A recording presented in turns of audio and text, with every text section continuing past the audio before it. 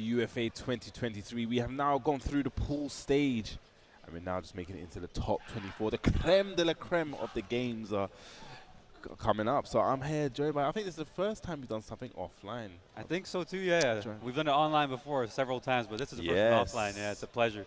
Definitely. It's good to have you out here, man. We see you a lot more of these events. That's what I want to be seeing, man. But yeah, talking about the creme de la creme of the games. I know before K-Wiss actually ran down some of the matches, but I'm going to tell you guys the first match we are going to get, and it's going to be a heavy hitting match. It's going to be Danielmado going up against Hexmark. Yeah, I mean, this is, this was my pick to win the tournament, Danielmado right here. Going up against one of the best French players in Hexmark, it's going to be an absolute banger of a match. And I don't know, do you know if these two have come across each other before? I'm actually not kind of sure. Danielmado is one of those elusive ones where he's here, sometimes he's not here, sometimes. So it's kind of hard, but definitely it's going to be a very close fought match here. We're going to have Danielmado. One of the interesting things actually is going to be what character Danielmado is actually going to bring out here. I'm guessing Hexmark's going to come out with the Miguel. Someone that you are familiar with, right? You played Miguel? Yeah, Miguel is like probably the second most played character after Raven. Okay. So, it's always fun to watch Hexmark, and like we talked about Danielmado, his pockets have gotten deeper and deeper when it comes to the roster of a character, so he does have a couple choices to make. He might just surprise us with a character we haven't seen him use before, so yeah. What do you think? He's been running with the Katarina all kind of like tournaments from what I've seen him play, so I wonder if it's, he just feels that he's just going to stick with the Katarina because, Jin, he has the Jin, he has an amazing Jin, but with Jin, I feel like with a Jin you kind of need to warm up a little bit, because he's a little bit more execution based. You got the wave dash, you got the electrics. I feel like it's not a character you just like bring out on the snap, but it is Danielmado, and he's definitely capable of just snapping his fingers and bringing out a Jin of that kind of caliber. Yeah, I mean, I do think you mentioned the Katarina earlier. It'd probably be a good pick in this matchup, right? Because she's able to poke kind of like Miguel, but she's able to shut things down with her counter hit button, so it can be very difficult to approach. But one of the big things that if he does bring out the Katarina is he can launch that low, the full crouch low, right? Because Miguel's, was it 14 frame, yes. 14 frames, so it actually can be launch punish. So that may be something that plays on Danielmado's mind here, thinking, hold on, if I go for this full crouch low, it's very heavily punishable by Miguel. So there's a lot of like mind games that can actually go in on the character select screen. Yeah, I mean, matchups can be very nuanced like that. Certain pros and cons in every matchup. It's not just one-sided, so it's a lot to take in. That's why it can be difficult sometimes to play several characters, right? Because you start doubting yourself on the character select, and you never really know what, if you made the right choice if you end up losing. I used to say ages ago that was one of Joker's worst enemies. It wasn't like, I think, when he had the Devil Jin and the Heihachi, I used to kind of feel like that was one of his worst things, where he had these characters and you just, at that time, he didn't know who to pick, and I felt like he kind of defeated himself without believing. And then he just found the Fang, and he believed in the Fang, and just look. But here we go. We are going to get into it, and I'm trying to look at the character selection to see who it is going to be. But anyway, we're going to have Hexmark from France, hometown hero here, going up against Danielmado, one of our European qualified for the final. So we're going to actually be seeing him January. Yeah, and he quite comfortably qualified to the finals. He's got a bunch of points, and he got them really early on, so he's been sitting pretty. A lot of people have been stressing out here towards the end of the season, trying to get their last points in, but Mado's just been chilling. Been really scraping the bottom of the barrel to get those points, but yeah, like you said, he's been sitting pretty all year round, able to train, easy life, not that stressful life. I'm all about that unstressful life now. Just stress-free. That's what I want. Why doesn't everyone do that? Why don't just get their points early and just chill, Just win some tournaments, It's like homework, though, isn't it? Like, who does that? If you had homework back in the day, who done their homework on day one?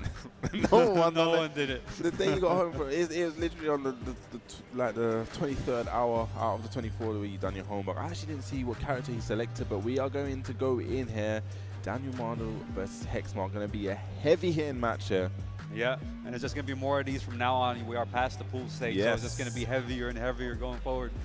So he has opted to go for the Katarina. Very, very interesting. So, this is a first to two territory. So Danielmado, in fact, if this goes wrong, he does have the option to change character, but then he'll have to be locked in with that. But let's see how this plays out. Yeah, Hexmark got his thinking face on. Let's see what he's got for this matchup. These are definitely both characters that you're familiar with, right? You played a lot of Katarina too. Definitely both characters I've played quite a bit. So it's going to be interesting to see, right? Because this could go either way. Like we said, you know, Katarina's got those quick counter hits to sort of discourage the poking, but also Miguel's got the punishment. So yes, very, very good punishment. Very, very heavy hitting character as well. Yeah, both of these characters. Okay, going for that full crouch low right there. That's the low they was talking about. That if it is blocked, Miguel can punish it quite heavily. Yeah. Let's see how it's going to go here. The poking coming out from Hexmark, going hard on the offense. Okay, ooh, just goes underneath there. Try to interrupt with a 2-1 probably. And using those jabs and down forward ones. Now just backing off. Yeah, no duck on that string. Could have gotten the launch. Yeah, this is the first round using that savage low and then just using the plus frames, going for that generic down 4. Yeah, Hexmark closing out the first round there. Mado just wincing a little bit. Yeah, but we saw this with Danielmado last time. He went down 2 rounds. It's like he made that adjustment there and just came back. I think it was like literally 6 rounds straight. Yeah, I mean, he's definitely that kind of player to start, you know, download a little bit at the start and then try to adapt real quick. But I mean, you can't be giving away too many rounds. Especially to someone on the level of Hexmark here. Yeah, for sure. Needs to speed up that download speed. He's got a huge health deficit, but he's got Rage and he's chipping away. Gonna get the punish on that. Nice, but needs to be very careful because Rage is available. Backs up against the wall, goes for that full crouch once again. And just down forward 1-2 there. Hexmark not even going for the down forward 1-1. Probably anticipating that Danielmado is going to try and duck and actually going for the down forward 1-2, which is actually punishable. Yeah, good patience there from Hexmark paid off for right now. Danielmado, nice movement there. Gets a big whiff punish, but messes up the combo. That was nice movement, but horrible combo. Yep. Definitely not what Danielmado wanted. Okay, trying to fish for those counter hits. Yeah, big whiff. Could have been worse, but gets something. Big counter hit. And gets counter hit again. Back-to-back counter hits. And this is, we saw this before with Danielmado going down 2 rounds and then just it's like it revs up the engine after that. He loses the first 2 rounds and a big magical 4. Yeah, converting off the single 4 there. That's some true Katarina stuff right there. A bit too early, but gets the stomp. Yeah, he gets the stomp regardless there. Using that savage homing move. Nice block, but not a proper punish there. I think he tried to couch cancel it. Yeah, maybe. That's one of the things that Danielmado is really known for, blocking alone, going for the crouch cancel punish. 2-4 with the Jin. Okay. That's going to be a wall bounce. Yeah, the Savage 1-4 is going to be some big damage. Oh, he drops it. Never mind. And just like that, Mado moved around him, but takes it anyway. Hexmark closes out the first game. And then just going for the down forward 1-1 free string. He's doing the down forward 1. He's probably like just shaking his head. I'm kind of surprised that one actually worked there. So it's on Danielmado now to make the adjustments. Now, what adjustment is he going to make? No, okay, he's sticking with the Katarina here. Yeah, went to the stage select instead. We're going to have a change of stage. So I wonder what's going through his head right now, what he's got to change up. I mean, he's a very analytical player, so I'm sure he's noticed a couple tendencies that he's going to try to cash in on right now.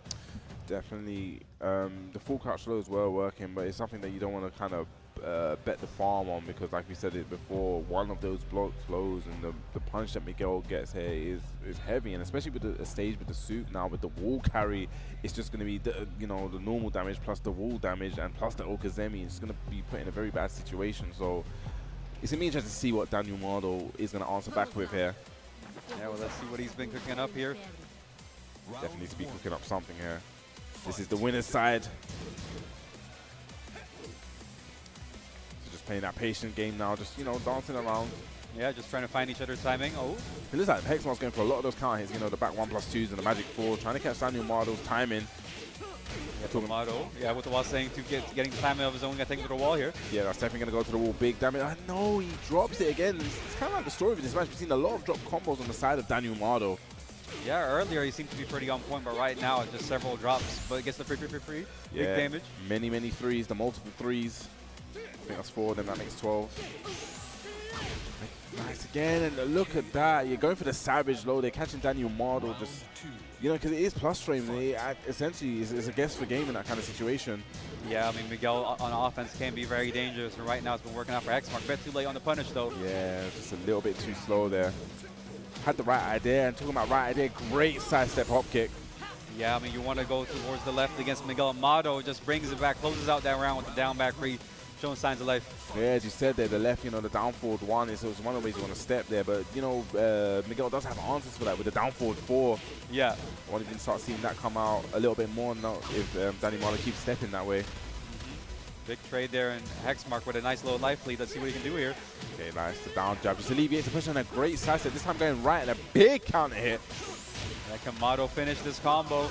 Could be death. Gonna get the guaranteed damage right there. Danielmado answering back. Yeah, solid 2 rounds up here. Let's see if he can finish it off. Okay, using that down back forward, using those lows, really abusing the lows, trying to open Danielmado up and a nice low parry. I wonder why he went for a low parry. He might have thought he was doing the other full crouch low that isn't launched. You know what it is? Sometimes when you go for, if I do like 2 or 3 lows, you know that your opponent wants to do a low. It's like that mind game where you're like, okay, I'm going to put these lows in your head. I know you want to do a low to kind of get revenge. Yeah, right now, does he get the wall? He does. One more hit might do it. Okay, but Hexmark does have rage, but it doesn't matter if you have no life left there. Danielmado answering back really, really strong. And this is the mark of, like you said, he's one of your favorites. He's one of the guys that's improved so tremendously. And probably, I think Swag actually said probably arguably one of the best in the EU. I think for sure. I mean, he has such a strong showing recently. And like we said, he qualified pretty easily compared to most people for the TWT Grand Finals, which is like no small feat. So very impressive stuff so far. Let's see if Hexmark, though, you know, he is contemplating, so he might have a little something to change things up. Danielmado always seems really cool, calm, and collected. It really, like, he keeps calm and composed. Like, you know, certain people, when they go down and they're under the pressure, they kind of like fold. It always seems like he stays cool. You know, pressure either bursts pipes or makes diamonds, and it's definitely looking like the diamonds are being made right here with Danielmado. Yeah, I mean, he's a very well-traveled and like seasoned player, right? He's been to a bunch of tournaments, especially recently, so he's no stranger to this situation. He's been up there so many times. Talking about no stranger, that was no stranger to punish there. Great punish from Hexmark on that hop kick. Yeah, just poking down Mado here, doing huge chunks. Okay, now has a tremendous life lead and the stage to work with. Lovely movement there. Went for the down forward 3-2 and then down forward 3-2 again. Yeah, Hexmark. I mean, did he pick this infinite stage? Yeah, Hexmark did pick the infinite stage, yeah. I mean, Miguel's movement's quite good, right? Yeah. And his backdash. But both these players, like, their movement's pretty good, so I wonder if he's trying to slow things down a bit. Yeah, that's the greatness with the infinite stage, you know. If it's too hot, you can kind of cool your opponent down. Yeah, more than one way. Yeah, I was about to say it's an Arctic snowfall right here. It's quite chilly out here, actually, in France. Yeah, it is. You know, winter times are approaching. Yeah. Here. Cold times indeed. No duck there from Hexmark. A lot of damage left on the table. Yeah, that's one of the things that, you know, when you don't really get that many opportunities. When you play against these high-level players, you need to take every opportunity you can get. Yeah, Hexmark here pushing the offense, bringing out the strings. Yes. Can he steal this round back? Are we gonna see a robbery right here? Are we gonna see a savage robbery? And again goes for it.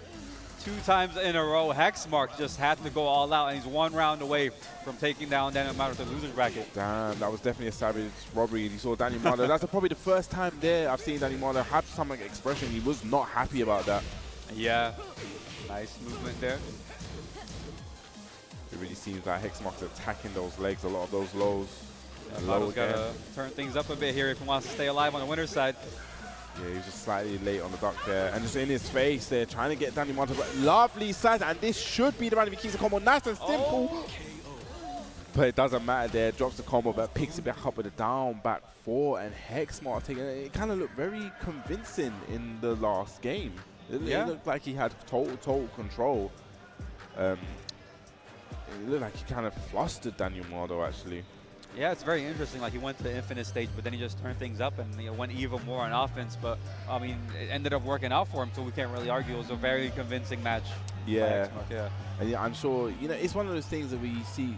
I was saying it before. I saw Danielmado. That's the first time I've seen him react. And it seemed like, was it the Savage back 1-2 when he goes to the low? Oh, yeah. And it caught him twice. And, you know, those kind of things kind of sit in your opponent's head. And it kind of like, you kind of think, I said this before with the No Junior match with the Gigas, and where he got caught with the Rage Art and he was kind of stuck in the round before, and he done like the kind of revenge Rage Art and he got blocked. I feel like there he was kind of stuck in the last round where he got hit with those lows, those 2 lows. It's like he reacted and he was still in that kind of mindset. Yeah, it is difficult to not get stuck sometimes, but as well, don't forget, guys, there is a bunch of UFA merch at shop.ufa.gg. If you guys want to be looking good when you're out and about, you know, at work, at the next tournament, definitely check them out. Next one, definitely, man. You know, I'm sure you guys are out there with your phone, just scan it right there, put the QR code in, or visit shop.ufa.gg. They're actually sending the merch here. It's great merch. I was saying to K-Wiz that get a t-shirt. I got a couple UFA t-shirts myself. Yeah, definitely looking great. A lot of players around here just walking around in the merch. Speaking of UFA merch as well, there's a couple UFA exclusive display plates that you guys can get. If you guys want to get some art on your walls, make sure your apartment's looking nice or your house. Okay, so what we're going to do before we get into this next banger of a match, you can see the banger of a match right here. This is going to be a banger. I've said banger like 5 times. Yeah, it doesn't matter. We are going to take a quick break, but you do not want to go anywhere. You do not want to miss this, so stay tuned. We have Jodd, you know, the hometown hero, versus one of my good friends. I'm going to call him a good friend because people don't actually know. I actually knew him before Tekken. Yeah. Before the Tekken, Kang. Now, this is going to be a very, very interesting match because we were talking about this during the break, right? Yeah. And I genuinely feel that Kang, on his day, can beat anyone in a first to 2. And that is my statement. But Jodd, you know, he's had such a rise, right? And he's such a solid player. So I feel it's going to be a thing where Kang break down Jodd's defense. That's what I think it's all going to come down to. Well, let's see how it goes. I mean, Kang has had an amazing performance today. He's just been dominating everyone on stream. I think he's been on stream 3 times and lost 1 round. So he's been on an absolute tear today. But Jodd as well, looking very strong. So this could go either way. Let's see Kang coming out swinging from the very start. And this is what he does, that classic, you know, mid-low game of Kang. Sometimes, you know, Tekken can be a complicated game, but sometimes you can just take it back to the basics, that mid-low mix-up. Yeah, just make him guess. And right now, Kang definitely making Jodd guess the power crush. He does not want to go on defense and the hell sweep. Kang takes the first round. Sometimes offense is the strongest form of defense. Kang showing it right there. It's all on Jodd to make the adjustments here. But like I said, Kang, just at this moment, he's just playing that really simple game of mids, and lows. But now you see Jodd going more for the down forward ones to kind of stop Kang's approach. Yeah, right now, a bit more offense coming out from Jodd. Oh, big block with no punish. I don't think he was ready for that. Yeah, definitely. Probably was one of those ones where he backdashed or done a high Shida step and just wasn't expecting it. And a hell sweep again. Ooh, a bit too late. Very unfortunate for Jodd, and he's in a tough spot. Yeah, Kang got a bigger punish there, but it doesn't matter now. Jodd going downstairs, breaking the balcony, and, you know, he's got that execution. Where is that wall? I'm sure we're going to find that wall. Oh, gets a low wall splat, though, but the unbreakable throw into the follow-up and 1-1 apiece. Bob's face there looked funny. Because I can tell when he froze right there, he definitely was in pain. Yeah, it did look like it. Okay, 1 down forward. Using that high Shida step there to evade that, the jazz. That was a great throw break there. Yeah, big whip punish there from Jodd. Nice punish. Yeah, gets a punish on that. And you see Jodd using the high Shida step the back sway. It's so difficult sometimes to lock Nina down when she's doing that. Okay, crouch, that's one. Kang went to get that launch down forward 1. I like it. Side step 1+2. Yeah. Kang just trying to find the right timing for the offense. Catches him with the mid. Now, with the right combo, this could be the man. Yes, that was nice. Normally with Bob, his wall carry is kind of finicky. It's a funny one for him to get the high wall splat to get the good damage, but there, Kang going with the right options. Talking about right options, goes to the hell sweep, goes to the mid. Oh, that was disgusting. Crushing. Absolute chunks, and Kang with all the momentum. Big low parry though from Jodd. Let's see if he can bring it back. That was definitely a big low parry. Needed that low parry. Carried himself away from the wall, but that was a big drop on the combo, but does still have the rage available as a big whiff. 2-1, punishing the down forward 1. Keeping it nice and frame tight. And I said this before, Kang on his day, I really believe he can beat anyone. You know, I'm talking anyone in the first 2, apart from me. I'm playing. But yeah, Kang's, like we talked about earlier, he's been on an absolute tear today. And this guy, like, he was about to come on the, what do you call the Eurostar? Right? And like his train connecting to that got delayed. And then the one he was supposed to take got canceled. So he had to take the flight this morning. This man has been up for over 30 hours, and he is playing like an absolute monster today. Yes, he was saying that actually it's weird because he's saying this is like his first experience of actually having the no sleep, and he's like, he doesn't understand how he feels so like alert and ready for this. Even though he's had no sleep, but he's definitely showing like it's you wouldn't know in his gameplay right now that this guy has had no sleep, you know. Yeah, this guy is definitely in the zone. I think it's just he's like tired, but he's just in the zone, so he can't really overthink nothing. He just think about what he needs to be thinking about. But talking about sleep, he definitely cannot sleep on Jodd here. Changing the outfits. That's something I've noticed. I was the one that noticed that when Jodd he changes outfits between matches. Well, you know, it's the whole new clothes, new me thing, you know. Yeah, let's see, but it's looking like the old, you know, new year, same me kind of thing in a minute. But hold on, maybe I spoke too soon. Yeah, a huge combo coming out, yeah. Okay, just shy of the wall, but got Hwoarang in a very dangerous position. Hwoarang's going to try and work his way out using the power crush, but getting stuffed.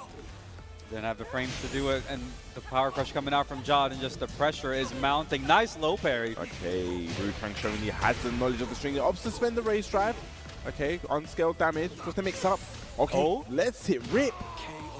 And Jodd just staying patient there, catches him coming in with the wall standing 4. Yeah, it's like they said Jodd staying patient, Hwoarang being a little bit impatient in that situation. Yep. Okay, now Hwoarang playing that patient game, using that. So he went for that little slow, probably just to check if Jodd is going to duck. Okay, yeah. 4-4-2. Hell sweep, gonna get the wall splat, but doesn't get a combo from it. Well, doesn't quite get the combo from the side step either, but Jodd pushed him towards the wall again. No punish. Yeah, that was definitely punishable there from... Okay, 1+2, 1+2. That is definitely a can't hit. Confirmed then. Uses the back 2 there. Hwoarang answering back. Yeah, looking still very strong right now. He did slow things down a little bit in the previous round, but manages to close it out. Nice break. Yeah, definitely a clutch break. Lovely 1-4 between that string there. Hwoarang awake, even though he needs sleep. Yeah, big low parry. Stays awake. There we go. We're gonna find the wall. Okay, just gets a low wall splat. Lovely combo there. It was a great conversion, but a very bad hell sweep. Blocked here. Gonna get a full punish. Yeah, Jodd sniffed it out, and he's gonna make him pay for it right now. Doesn't quite get a wall combo. Big whiff, no punish. Okay, unbroken throw here. This could really swing the tide in Hwoarang's favor. Okay, goes to the back 3. In that kind of situation, I would rather see him do the back 1+2 to keep Jodd close. Yeah, wipe the 4. Big damage here for Jodd, and the rage drive is gonna put him 1 round up here. Yeah, I wonder if he caught Hwoarang trying to step on wake up there, but Jodd now 1 round from equalizing the set. Okay, 4-4-2, blocked. Jodd playing a little bit of a slower approach. A lovely sidewalk there, unbroken throw. Yeah, the stomp as well on the Oki. Big punish coming out from Jodd. Yeah, gets that punish. Jodd there, just, you know, has all the momentum in his favor now, but here we go, Hwoarang up for 1+2. Gets to the hell sweep. This is where Hwoarang gets really strong.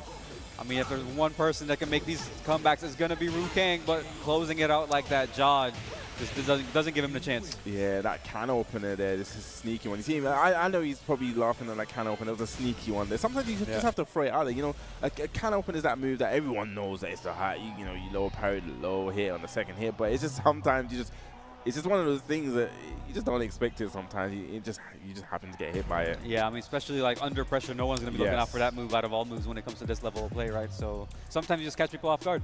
Yeah, that was definitely caught Hwoarang off guard here now, but it's all on Hwoarang. I don't even have to look at what Hwoarang's on because we know we're going to the Souk here. Yeah. You know, it's one of Hwoarang's favorite stages. It's one of the stages I believe he actually trains on, so he kind of like knows the distance to like carry to the wall and stuff. It's just, and it's his favorite stage. I think he likes the music also, so you know, he gets that power up on the music. But let's see if that power up is going to be enough to take it over Jodd. Yeah, I'm curious to see what Hwoarang is going to do differently here. Is he going to try to turn up the pace like he did in the first match, or is he going to just switch things up on defense? No, I think we're going to see the same mid-low mix-up here. And just probably a little bit more patient here from Hwoarang as well. Yeah, that unbroken throw there. Going to get the wall splat. Big damage incoming. Yeah, again, I mean, Jodd's not been breaking those throws. He's got to be careful. Definitely got to be careful. You want to be breaking those launch throws, you know, nets huge damage and great Okazemi positioning. Yeah. Okay, but needs to be very careful. Back against the wall, needs to kind of get out of there, And that's going to be guaranteed back 3 there. Yeah, Hwoarang just poking Jodd down there, nice and patient. Yes, going back to his original, just, you know, low and mid game. Yeah, he's so good at switching things up as well. At one point, you know, like he'll just poke you down slowly, and the next second you'll be in a wave dash. Yeah, that's a great punish there from Jodd. Okay, using that jab. Bob's got really good jabs, I feel, down 1-4. He's got so many extensions from the jabs as well. Yeah, and Hwoarang just using those jabs and down 4-1s to keep Jodd in check. He doesn't really let him play too much. Nice punish. But sweeps the floor, has rage available. Needs to be very careful. Okay. Oh, rage drive. What's the mix up here? Oh, doesn't quite kill. One more hit, though. Oh, the blocks. I love the pacing there from Jodd. Uses rage drive and wants to mix up. Goes low this time. Yeah, the sidestep 1 into the down 4. It is so tough to defend against Nina in that situation. But the clutch from Jodd was amazing. But the big sweep coming in. There we go. Hwoarang not playing about. Going to get the 1-4 there. That's going to be punished. Yes. Good break. Yeah, that's a good break. Big counter hit. Now, is this going to be... I don't believe it's going to be enough unless he can find the wall here. Bit shy, but the down 4-1 is going to clutch it out on Hwoarang as 1 round away from moving on winner's side. Yes, this will be a huge, huge statement and a huge victory here for Hwoarang. Sidestep 1+2. Blocked by Jodd, 4-4-2. Going back to that mid game. Just attacking with those mids. Yeah, you can see Jodd looking for the 4-4-2. He's sidestepping right. Yeah, 4-4-2. Going to get a guaranteed back 3 in that kind of position. Using that jab very, very well. And just looks like everything that Hwoarang's throwing out is actually hitting in a minute, but needs to be very careful. Okay, Rage Drive is now spent. Oh, the back 2. Okay, what is Jodd going to do? But it's there with the 1, and then again with the jab strings from Bob there. Sometimes they can be very sneaky there with the 1 down 3. Hwoarang popping off. Definitely felt that one, man. That was a huge victory. And as I said it before, I really believe Hwoarang on his day. I'm going to repeat this so many times today. I feel like I think you are. Hwoarang on his day, I really believe can beat anyone in the first 2 there. Yeah, very strong showing there. I mean, Jodd played very well as well, but Hwoarang was just like playing like he was possessed today. You know, when he's is on his day, like you said, like no one is safe. And when he gets the momentum behind him, it's even worse. Definitely had that momentum behind it. I was kind of scared after that second game, you know, he kind of would have been, because sometimes I've seen Hwoarang where he would like, it'd be like full steam ahead, and then when he kind of like hits a wall, he can't pick that momentum back up there. Yeah. But there, you know, he came to the suit there, and he just came with that same game that he played, you know, that mid-low mix-up, the 4-4-2, the 4-4-2. And everyone knows, we've seen it years ago with his hell sweeps, and it comes a very scary situation where you're like, when is the hell sweep coming? And then you kind of want to die. He's very good at that mental mind game stuff.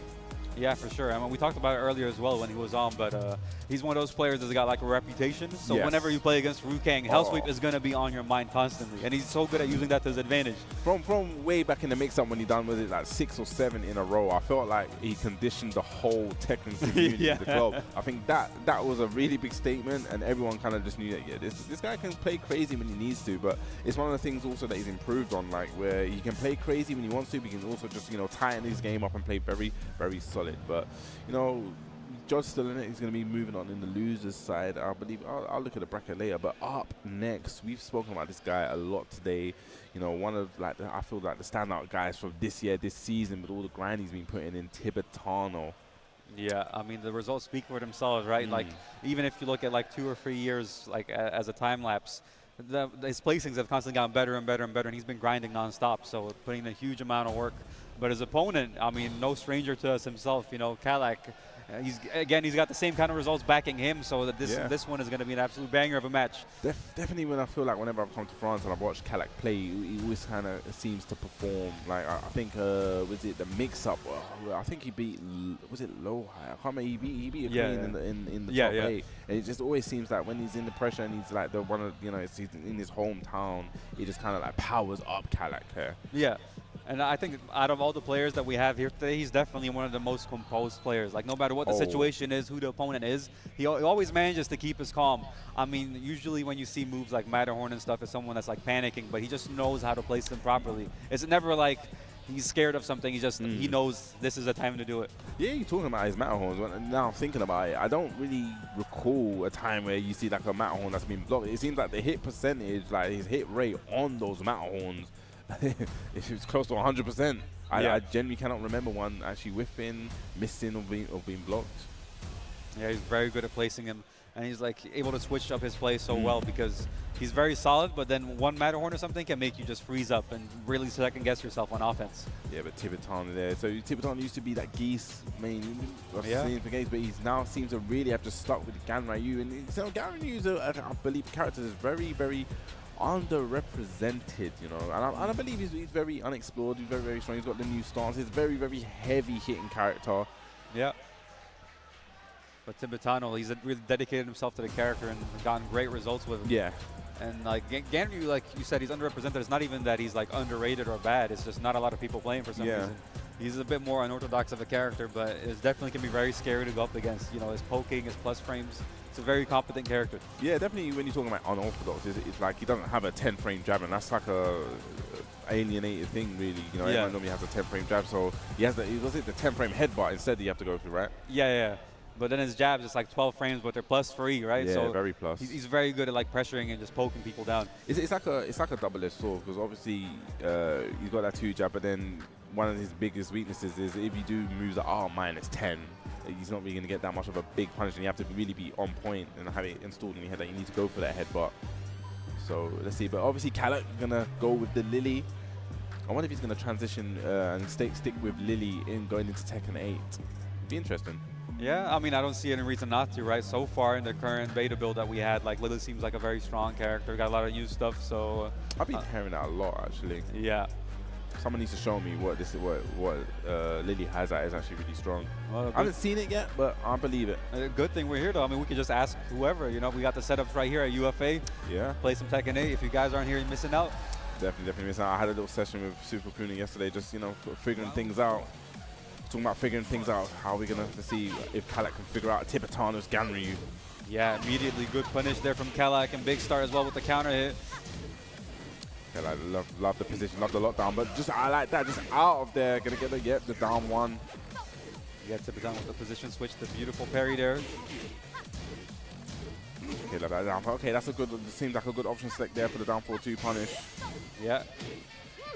Just look at this relentless pressure, going for the root of evil there. Kalak taking the first round. Yeah, opening up very aggressive. We haven't seen him do this before, like, at least today. But I wonder if he's got an approach in mind coming into this. Again, beautiful punish on the forward. Lili's one of the few characters that can punish that move. Yeah.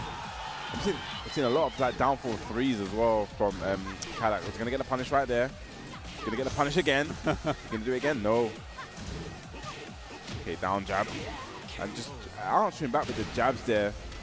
Yeah, Kalak just in control right now. Tibetano's on the back foot here. Definitely on Tibetano now to make the changes. That's a great step, and that's all guaranteed. Look at the damage it's going to be. Look at it. You're going to find the side wall. Not quite. Yes, lovely patience. He could have gone for the patty cake, the down for 1+2 there to get a wall splat on that punish. Yeah, caught a bit unaware, but right now he's got a life lead. He can't throw this round away. No duck. Okay, just like down 4-3s. Using that string of the low, the down 4-3 again. And this time finishes it. It's one of those things where you just don't expect it to be finished, that string, because the last hit you can duck. Something you're just not expecting. It's a risky play, but it pays off there. Ooh, the grab gets the down 4-3+4 over it, but drops the combo. That's a bad time to drop it, but still in a good position. Has that breakable balcony behind him. Going to get a punish there. Big counter hit. It's going to net huge damage. Yeah, big call out there from Tibetano. Pays off. Oh, the slidey. Goes low from that stance. Kalak just not expecting it. Okay, you are standing 4. The root of evil, good punish on the back from 1+2, but the hop kick out of nowhere, and Kalak, can he close it out here? Yes, he is. The first match in a pretty like dominant performance there from Kalak. Yeah, the timing on that hop kick was so perfect. He didn't do it straight away. You saw there was like a little delay where he just kind of stood there staring down, and then it's like Tibetano tried to approach there. The timing was perfect there. Yeah, immaculate stuff there from Kalak. I mean, you mentioned against Low High earlier, but he did the same stare down against him, and Low High just whiffed, and you punished him for it. It's one of his specials right there, to stare people down. And the way he's able to stay so composed, a lot of people just crack under the pressure. It's one of the things that it's weird. Like when someone presses no button, like, I don't know what it does. it just does something which kind of just makes everyone like, what's going on? I need to do something. What's going on? It really throws people off a lot. More than you think it would. Yeah, I mean, sometimes the scariest thing is nothing, right? The fear of the unknown. You don't know what he's thinking. You know what? What you need to do is just play a game of chicken. You need to stand still too. See who's going to move first. Put the pad down. That's too much. That's too scary. We say Kalak now 1 game up. Let's see what Tibetano can do. But like that's 100% on those hop kicks. See, like Kalak has the timing downloaded a bit. Yeah, but right now he's up against the wall. The scoopy scoop hitting from Tibetano into the Gosein. Okay, nice. Using that homie move from Lili and going to get a full conversion, but the sidewall may save Tibetano here. Yeah, oh, big whiff, and he still gets the punish. I wonder, that might have been a misinput there from Kalak, but the sidewall saves his life. Down 4-3 closes out anyway. I feel kind of bad because we were talking about mount horns before, saying that we've never seen one whiff or miss. Whoops. Yeah, commentator's curse. I don't know if commentator's curse is that delayed. Is it? Maybe. I don't know. Powerful. Okay, nice counter hit there. Okay, down forward 1. Poking Tibetano down. Life bars are about even. Okay, down 4-3. Just look at this slow, low Tekken. Just poking each other down. Sorry, Kalak right there. The forward for free pressure was so good. But right now, both these players, I think they're fighting a bit for who's getting momentum. Yeah, you know, just really slowing the gameplay down. I don't want to make a big commitment here, just going for the small ones. Talking about big commitments, gets the launch on that, and just messes up the combo. Gets the punish though. Kalak has rage available. Where is Lili going though? What is going on right now? Both these players are slugging it out. Okay, that's gonna hit. Yes, they're catching Tibetano, pressing the button, and Kalak getting that round on the board.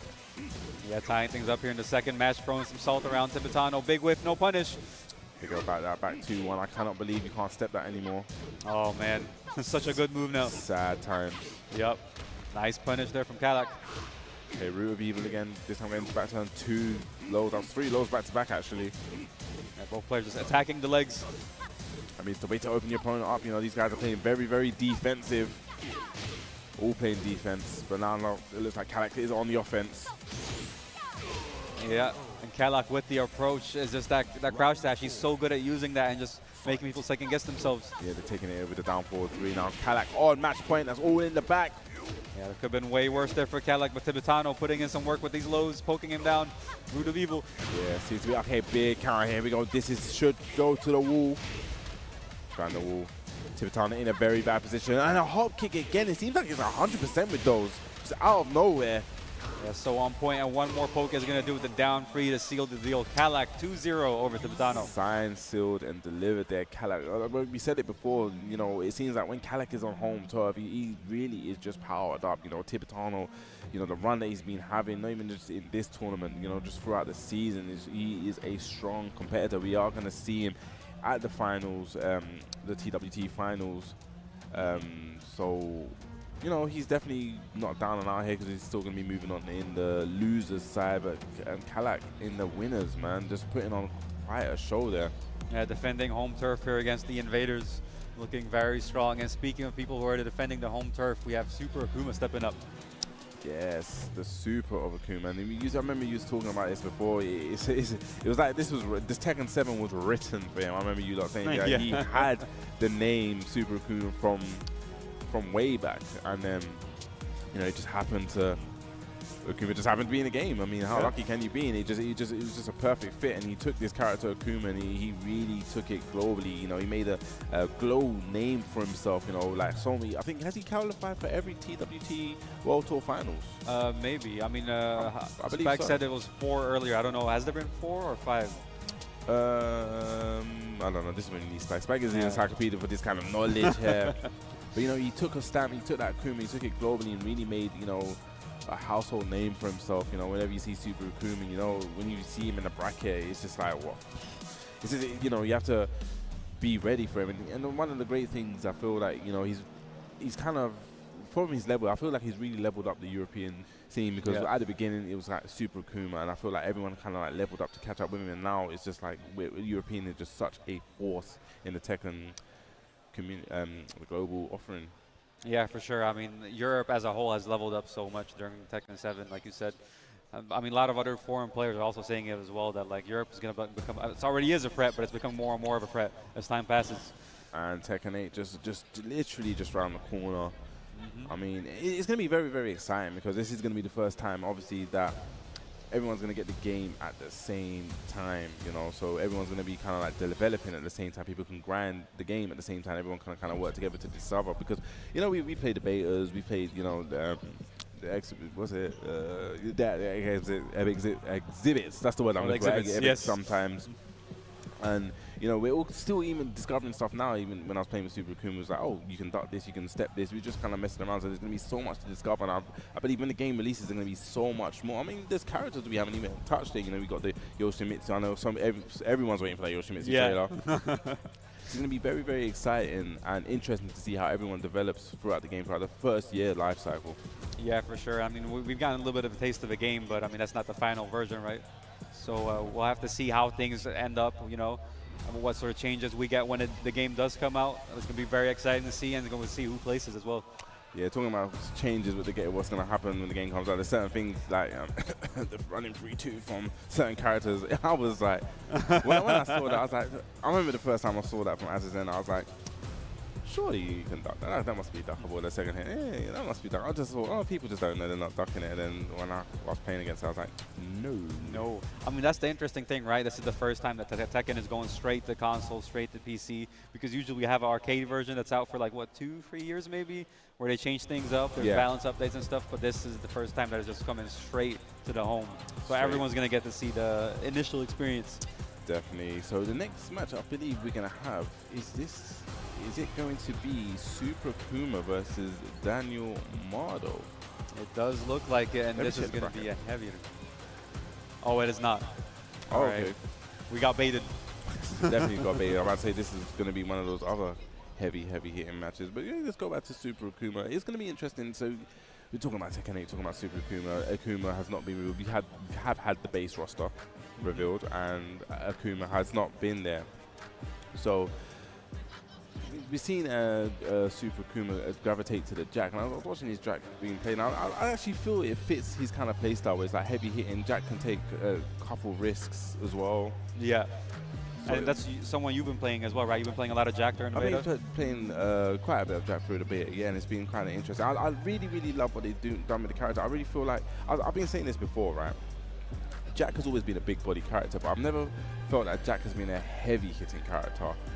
Like, you know, when he gets to down forward 2, he's never really been able to net like huge amount of damage. But now it feels like with the down forward 2, you can do like the fully charged one after, and it just it makes the damage a lot more. It heightens the damage, and especially with the wall carry, he's got a great wall carry as well. So it really feels like the character's fresh, like being refreshed and very renewed. And I feel like they've done that with a lot of the characters. You know, when you see King, you've seen King, right? Yeah. And all that, the pointing at you, running and throw, it's really actually scary. Yeah. Because, you know, it's like, oh, it's an unbreakable high. Oh, no, he's got the mid as well. And he's got a low as well. And I know it's going to be interesting to learn against, and interesting, you know, it's going to be a knowledge check hell for like the first year. But I really like what they've done, where every character now feels like they're getting some uniqueness back about them. Yeah, for sure. I mean, they have given, like you said, there's a lot of like unique mechanics that they added. Like Asuka has one as well. Oh yeah, she's got the install, right? Yeah, she points to, and then you got the Brian with like the flaming arm. So they're definitely trying to add a little bit of unique flavor to all the characters. Which I definitely appreciate. We was watching the Evo showcase. It was yesterday, right? And we was like seeing, especially Brian was like trying to discover what moves does what. He was like, hold on, that's a new move. I think that's from that stance, and then seeing what it kind of does. But yeah, it's really cool what they've been doing with the characters, that are giving them like sort of like a little bit more of an identity. You see with the throughout Tekken 7 life cycle, you know, through the seasons, where it seemed like, okay, they kind of gave, for example, Heihachi, let's take Heihachi, you know, he's always been known to have like a weaker launch, you know, when he blocks the lows, like a weaker, he's not able to launch unless you crowd cancel electric, just like a higher barrier. But they kind of gave him the launcher from crouch, and then, you know, Bob with the 15 frame launcher. It kind of meshed everyone into one. But it feels like now in Tekken 8 we're kind of going back down that route where every character kind of feels unique somewhat. Yeah, for sure. So I can't wait to see. I mean, we got trailers coming out weekly. See the remaining characters. I know Yoshi Twitter has been fiending this whole time for that Yoshi trailer. I mean, I'm not really a Yoshi. I appreciate the Yoshimitsus. I'm not a Yoshimitsu player, but I am really, you know, every game when you see a Yoshimitsu, it's exciting to see what you can bring to the table. And I'm excited to see what the Yoshimitsu players can bring to the table, because I feel like the Yoshimitsu scene and the Yoshimitsu players, there's like, you never see like this two Yoshimitsus alike.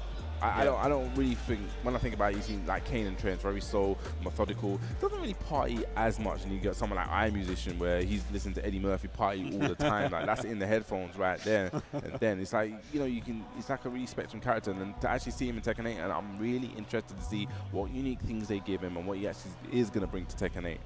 Yeah, I'm definitely looking forward to that.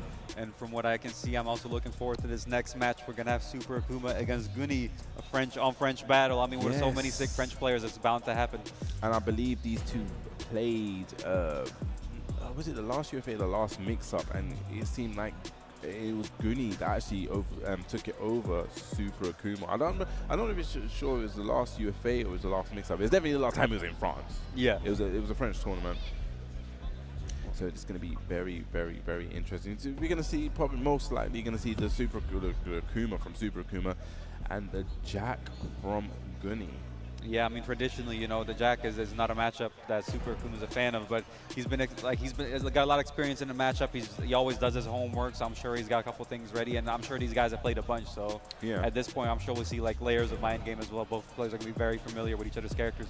I mean, if I think about Super Akuma definitely has had a lot of Jack experience. Not even just with gunning with like a fellow countryman. I've seen him travel. He's beaten Anakin. You know, he's had the top. And I think Anakin's the creme de la creme of the Jacks, the best of the best of the Jacks. So he's definitely got the experience here. But you know, this is tournament time. This is a first to two. Let's see who is going to take it. We see a handshake here. We see we're going to get straight into this.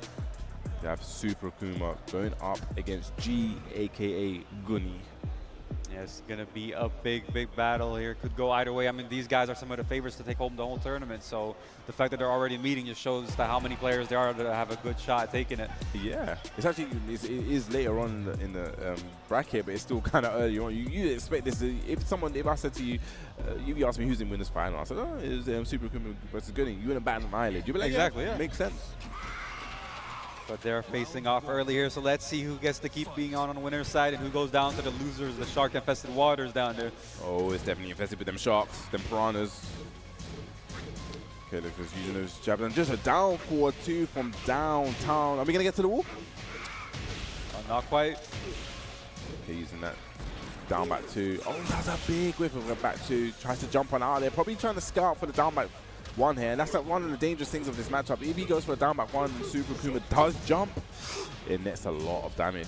Yeah, it is very scary. And we saw earlier Super Akuma was up against Jack earlier, and he was doing a very good job just switching up his approach and just forcing him to jab and then, you know, going under it. Yeah.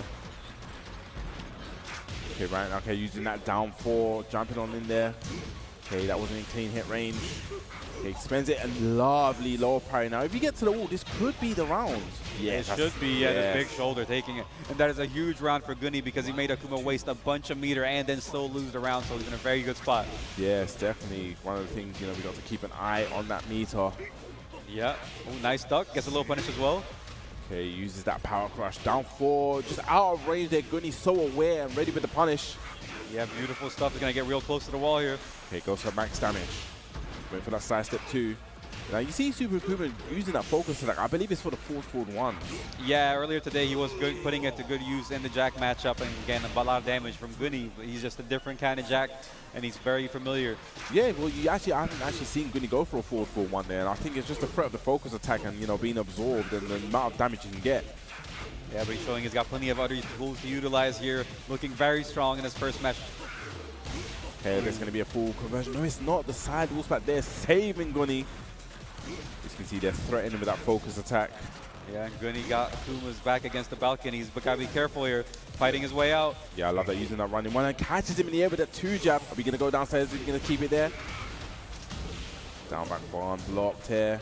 Rage Akuma, a dangerous Akuma, but just down back one from, looked like the tip of the range there. Gunny taking the first game. Yeah, beautiful stuff there. I mean, he was in control the whole time. He was very prepared coming into this. So let's see what Super Akuma opts to do here to switch things up. Talking about, I'm going to have to bring this back up. He's definitely prepared. Like I said, we haven't seen any of the Jack cameras because he knows that it is a very high risk there. So I love it the way that Gunny has changed up his strategy in this match. And now it's on Super Akuma to, you know, counteract that strategy. Okay, so he's not going for the forward ones now. Okay, so maybe I won't be, you know, kind of looking for that with the focus attacks at this range. So maybe I'll switch it up. Maybe he's playing two patience. I'm going to run in instead and see how he's going to deal with a run in. Like, you know, running down free, just get into that range. Let's see what happens. Let's see how he's going to adapt here. And we are on the Howard estate, the stage geese. Super Akuma looking to do some crazy combos here. Let's see what he does. I mean, one of his greatest strengths is his adaptation, right? So I'm sure he'll try to think of something to bring it back. You see here using a lot of those down forward ones there, just playing a more aggressive game than those down forward twos, and jumps, catches Gunny in the air there from the spring kick. Oh, and he does the unpatchable stuff. The unspeakable Akuma tech. We do not speak about that, Adam. The Forbidden Scrolls. We do not speak about that. Because you have 7 golden letters there, and that is a way you want to answer back. Okay, running one, uses the cross range, uses the fireball as well. Forward, that's boots. Yeah, answering back with a power crush of his own. Oh, big focus attack, using those down back ones now. With a duck on the 1-1 as well, Gunny is wide awake. Definitely there. Oh, no count. I expected to cancel there. It looked like it was in clean range, cancels it then. Yeah, unfortunate stuff for Akuma. A lot of damage left there on the table. Big trade for Gunny. Yeah, it's going to get the pick up, but no, drops the combo. Nice punish there from Akuma. Going to get a punish there from Jack and uses the blue stuff. The debug, and Akuma is not happy about that. Yeah, I believe he blocked that one. So he's, like I said, he's got to keep his head in the game. Forget about that last round. Go into this one, lovely duck on a power crush there, gets the full conversion. Are we going to go to the wall? Are we going to break it? We're going to reach the second one, not quite. Okay, love it. Uses the focus attack to keep the plus frames, keep that advantage going. Yeah, oh, what happened there? Akuma just went through him. Oh, but the block. Could have got a launch there. Needs to be very careful. This is a bad position for Jack to be in because he's a big body character. There's no way he's stepping out of that predicament. He was in the corner. Yeah, very unfortunate there for Guni, but he's got to bring him back here. Don't want to let Akuma tie it up. Like you said, Akuma's very... That's the first jackhammer we've seen. The first 4-4-1. A lovely whip punch with the down forward too. Going to go towards the wall. Yeah. The baseball slide, but he's put himself in a dangerous situation. Gets out though. Doesn't want to be in that kind of position now. Super Akuma looks like he has the momentum here. Using those down forward ones as pressure. Ooh, scary stuff with the focus attack. Yeah, it's definitely good. Using those down back ones now a little bit more, probably because he's seen Akuma going for those focus attacks, but a big counter hit. Are we going to get the wall here? If we get the hold, it's going to be huge damage. Okay, just drops the combo. Okay, spins the bar, keeps it safe, and the plus frames. Look at that joke being very sticky. Yeah, Guni back in the corner though. We got to be careful. I don't think he pressed. No, he didn't press. Going to get a punish there. The forward 2-1 there. And then Akuma, like I said, he's a seasoned player. He's been here before. Able to make the adaptation there. Great stuff from Super Akuma. Yeah, no surprise. We're going straight to the stage select. I mean, there was 2 rounds where Guni lost, where he just stuck in the corner, couldn't really fight his way out. And Jack's not going to move his way out either, so it's a very difficult situation to be in. It was definitely a tale of Jack in the corner there and trying to make his way out. It just did not work. Like we said it before, he's a big body character. He finds it hard to sidestep. It was just a very bad position. Now it's going to be very interesting to see what stage he chooses. Does he want to keep the walls in play? Because obviously, Jack it's like a double-edged sword. Because when Jack's against the wall, it's hard for him. But when Jack's got you against the wall, it's where he excels in that kind of situation. So it's like a live by the sword, die by the sword. He's actually seen he opted to go for Dragon's Nest. Yeah, interesting choice here. I mean, it might be the stage he's most comfortable with, right? Because besides the character matchup on the paper, it's also about you and the other player, what you guys are more comfortable with, what's more in your advantage. So I'm sure he's got a plan in mind. He does seem to be contemplating, but let's see how this goes. It's 1-1 apiece here, the winner's side. Yeah, about to say this is to move on in the winner's side. So both these guys, no matter what happens, will still be in the tournament. Just one will be dropping into that losers. Okay, let's see what Guni can do to adapt to this. Ooh, runs into the second hit, but the big block on the down four, the call out, and this is going to do chunks right here. Gonna get to the 4-3-2, yeah, just shy of the wall though. Nice punish on the down back one, using it, gonna get splat, yes. Yeah, it's the first power crush that works out for him. Oh, all the way from there. Nice, jump back 4. Yeah, I mean, that's what most characters, that's the only option they really get. Like the Akuma's Rage Art is just so dangerous, right? Because he can guess wrong and still stay alive. Yeah. Okay, good play. And another block down 4 here. Yeah, I think Akuma tried to whiff punish with him because the issues with Akuma is like his whiff punishment is very difficult, right? So the sweep right there is like a Street Fighter fundamental. Yeah, sweep punish, that's definitely Street Fighter fundamentals right there.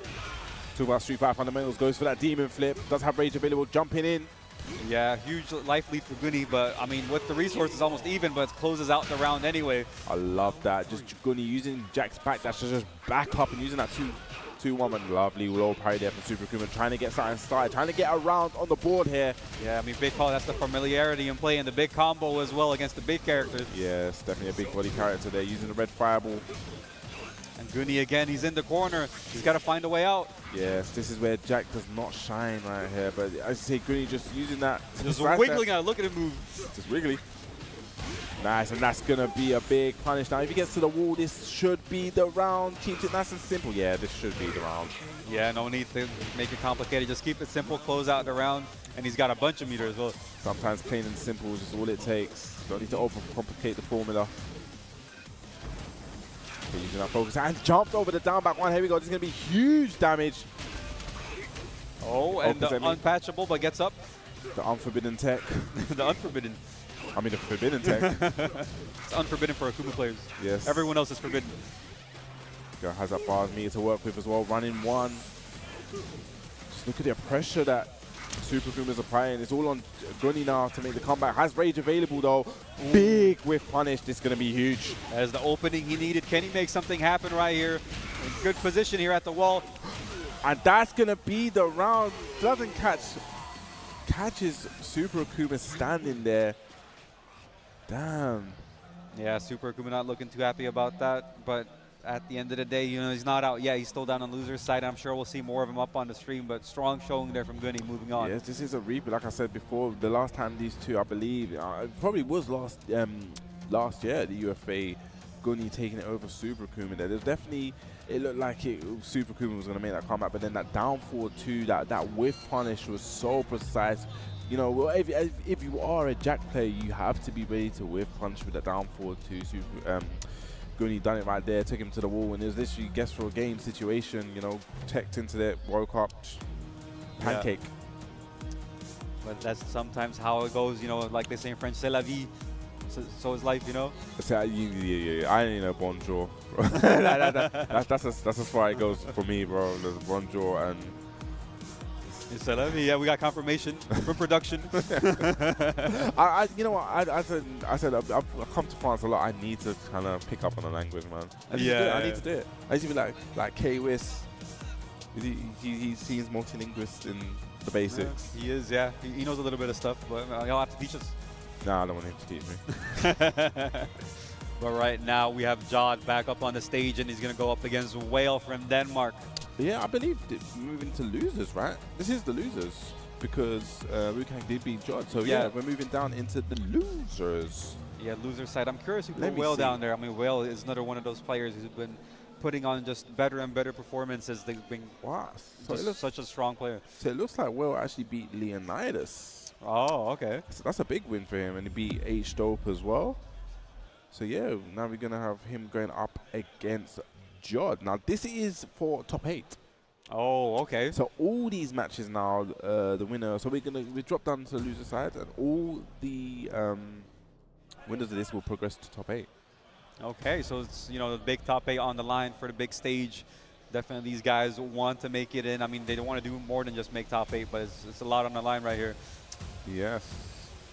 So you have Jodd. You know, Jodd, we've spoken about him in his, you know, his rise to fame, to say, you know, with that Nina, you know, making that breakout performance. And the thing is, he's always been very, very strong. He's always been a strong player, but you know, it sometimes just takes that one breakout performance just to, you know, elevate you, just put you on that level so everyone's eyes is on you. And I feel like, you know, when you think about Nina players and you think about the top Nina players globally, I think Jodd definitely comes up. Yeah, for sure. I mean, he's been putting his name on the map. He's had strong performance after strong performance. I mean, we keep saying this all day, but a lot of these guys definitely have been grinding, going to tournament after tournament. The results are speaking for themselves. They're getting a bunch of good, big wins against big players and like having solid placements in tournaments. So in Tekken 8, going into it like they are right now, it's going to be looking good for him. I haven't actually seen much of Nina in Tekken 8. She's jarring. Oh, jarring. Yeah. But Nina's always been a jarring character. For me personally, even from like Tekken 6, we used to have bonus Jin in the UK. Shout outs to the UK players, and even just playing against that kind of Nina, you know, the down forward ones, it's just really. I've always played like big body Jack, so when they get really in your face and get really sticky with the pressure, it's just a long day, as A.O. Richie would say. Yeah, long day, but it's a long day for these guys as well. Don't want to end it just yet, though. And we got Jodd. What is up with that pattern? It looks like drapes made into like a wedding dress. Definitely the curtains, bro. That looks like my grandma's curtains, bro. I'm not even gonna lie to you. That looks like something. If I went to my grandma's house and I saw that on the window, I would not question it. Well, if they're missing, you know where they went. Nina took them. I don't think I'll try to get them back. She's got a gun on her hip. You can keep my nan's curtains. Talking about keepers, I look at the pressure. That is very, very hit confirmable, and that should be the amount of keys of combo. Nice and simple, how I like it. Yeah, Whale, strong opening there, and he's definitely one of the more like solid, dedicated ASIC players. He's definitely been doing damage throughout the tournaments. Talking about solid, that was a solid low parry there with a solid wall carry, with a solid wall combo. Looking treble solid there. Oh, treble, see, you got it there, French. I kind of made that. That was on the fly. I made it up. But talking about that was 7 golden letters. Parfait. Parfait? Is that how they say it? See, I need to learn how to say golden in French. I can be like sept golden letters. I don't know. We'll figure it out. I'll work on that for next year. Yeah. We're talking about Jodd really needs to get going. It seems like, you know, Wales just really having a whale of a time. That is a pun life pun right there. Puns on puns. There we go. Just playing that patient game right now. And just, you know, the inner strength, just 1+2. And Will just so clinical, all these hits, he's just finding the openings. Okay, that's a big, huge, but now, is the side wall going to mess up the combo? No, it is not. Jodd there with a great conversion. Oh, look at this, breaking that shoulder. Oh, gosh. That unbreakable throw is so scary from Nina, and the stomp as well. This is a bad position to be in, and a nice duck there from Jodd there. Jodd showing he's still awake. Yeah, good call out there. Stays alive in this first match. That was a dangerous call out because Asuka's got a mid from that as well, hasn't she? Yeah, and it would have killed in that situation. Yeah. So, I mean, we talked about it earlier, Jodd, it was hard reads. He's, you know, on point. Here we go. Hey, definitely going to find that wall. Okay, he went for that down back one, but obviously did not confirm it. That's going to be a huge punish there. Could have been way worse, but position switch here for Will. And just like that, Jodd answering back. Seems like Jodd's woken up now. Yeah, Wales going to have to close this out somehow. Doesn't want to have that comeback because there's going to be so much momentum for Jodd. Having a hard time opening him up right now, especially with that sway. Nice high Shida step there. Yeah, that sway's putting in work right now. Will's got to find some better answers, some longer reaching mids, but the back free might just be an answer right now. That is definitely the multiple choice, A, B, C, or back three. Oh, and the string fromage. Whale closes out that first match. That was definitely them cheesy strings there. That was the cheesy chip strings that Kavis wore yesterday. those cheese. Oh, we don't talk about those. We don't talk about those cheese. I don't even know if that was cheese. It was something. It was definitely something, but not what was stated. But yeah, man, it seemed like Jodd was actually going to make that comeback, you know, 2 rounds, but, you know, Whale just putting a stop to the momentum. And I think that was very, very important to actually put a stop to the momentum right there, because you don't want Jodd to have that reverse, you know, sweep, that 3 rounds straight going into the potentially the final game. So it was good that he stopped the momentum right there. But now it's once again on Jodd. See what he can do. 1 game down. Yeah, we've seen him make the adaptation before. Let's see what he decides to do this time. Looks like we are going to Souk because the stage we're going to be seeing a lot today, I think. Well, definitely. Well, if Kang keeps on going on, I'm sure we're going to see that a lot more today. Yeah, still staying with the curtains. No swap this time. Yes, this is very un-Jodd-like. Okay, 2-3. Yeah, good punish. Oh, and you see Whale is the kind of player who do his homework. I'm sure he's practiced that situation before to make that thing safe, and he was ready with the whip punish. Definitely ready. I like that. I like to see when players do their homework. That's going to get a punish right there. Perfect. Yes, a 4-2. Yeah, I-14. There you go. It does have the rage available. Jodd, but it doesn't even matter. You see that 4-1+2 power crush. You don't really see that power crush unless your opponent's backed against the wall. Yeah. People usually greeted with it, but Whale's so good at using it. And again, huge opening for Whale, starting strong in the first 2 rounds like the previous match, but big counter hit. I love that little adjustment there, that side step from Jodd just to get Asuka off the wall and finds the other wall there. That's full optimization right there. Yeah, clinical combo, like the way he stepped away from the sidewall. And he's definitely, like, everything he can do, he does it optimally. Yes, talking about optimal. He's going to get an optimal combo right here. Oh, no, misses it up. Talking about optimal, I think I cursed that one. I think you did. Big trade there, doesn't quite get the conversion. And then just with the strings again, it just seems like Whale has all the momentum. Now it's definitely all on Jodd now. Last chance for him. Yeah, he was looking so strong early, but he's 1 round away from elimination. He's got to bring it back. Off to a good start here. Okay, just attacking those legs. Yeah, just adding up 1 poke at a time. Okay, nice. Ivy cutter again. Yep. Nice whip punish. Perfect. Another parfait. That's the way you want to answer back, you know. If you're down and out and you're on your last legs, answering back with 7 golden letters is, I think, the ideal way to, you know, try and build that momentum. But talking about momentum, just stop there with that low parry. Yeah, Will remaining unfazed. He's another one of those players that's very good under pressure, just keeping his composure. Okay, big nice counter hit. Yes. And wow, I never knew that actually picked up in that kind of situation. I've learned something new. There's a sick conversion. Yeah, I didn't know that worked. But the Kang, is this going to be it? Whale takes it over Jodd, 2-0. That was, I'm not going to lie, I'm going to be very honest. I did not expect that. No, neither did I. I mean, I know Whale is a very strong player, and I'm not surprised it happened. But if I had to bet, this Wheels would not be an outcome I bet on. Definitely did not expect that at all. Very, very great there from Will. That was a very great showing there from Will. Unfortunate to Jodd, we're going to see him bow out, but, you know, definitely a strong player. I'm sure you'll be seeing him in Tekken 8 with that Nina, you know, bringing that A game and showing the world again, you know, why he is such a strong, strong player. Yeah, we definitely haven't seen the last of him. He'll be back, and he'll have many great performances for sure. But right now, we have Danielmado up on the stage.